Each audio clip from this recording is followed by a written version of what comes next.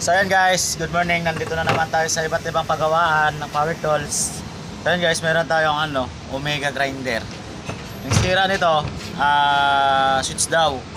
Pero i-check muna natin kung talagang switch. Ang una natin gagawin, tester muna natin yung unang cord. Yung cord nya. Ito. Kung may connection. May connection naman. Tapos susunod natin testerin tong switch. Yan, ito yung switch niya eh. Yung isa, okay. Kasi yung isang connection meron din.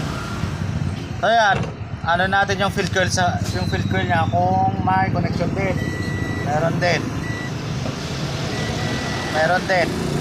Yan, papaanda rin natin.